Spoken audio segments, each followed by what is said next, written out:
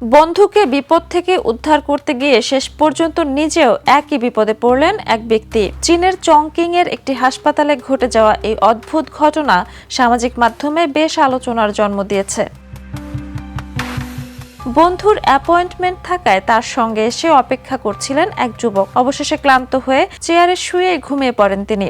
ঘুম থেকে উঠে বসার চেষ্টা করতেই চেয়ারের হাতলের মাঝের সরু ফাঁকায় তার ঘাড় আটকে যায়। অনেক চেষ্টা করেও বের হতে পারছিলেন না তিনি। কিছুক্ষণ পর অ্যাপয়েন্টমেন্ট শেষে তার বন্ধু ফিরে এসে উদ্ধার করার চেষ্টা করেন। কয়েকবার টানাটানি ও অবস্থার পরিবর্তন করেও কোনো লাভ হয়নি। এরপর বন্ধুকে কিভাবে বের হতে হবে তা দেখাতে গিয়ে তিনিও পাশের একই ধরনের ফাঁকায় ঘাড় ঢোকান, কিন্তু এবার তার ঘাড়ও আটকে যায়। আশেপাশের লোকজনও সাহায্যে এগিয়ে এলেও সফল হননি।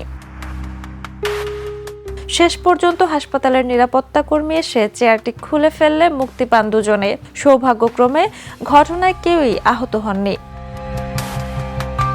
বন্ধুকে বাঁচাতে গিয়ে নিজেই ফাঁদে পড়ার এই ঘটনা এখন অনেকের কাছেই হাস্যরসের খোরাক হলেও ঘটনাটি একই সঙ্গে দেখিয়েছে বিপজ্জনক পরিস্থিতিতে নিজেরাও ঝুঁকি না নিয়ে প্রশিক্ষিত ব্যক্তির সাহায্য নেওয়াই সবচেয়ে নিরাপদ।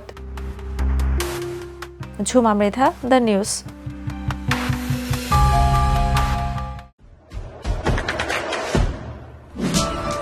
দেশে দেশে সবার সাথে দ্য নিউজ।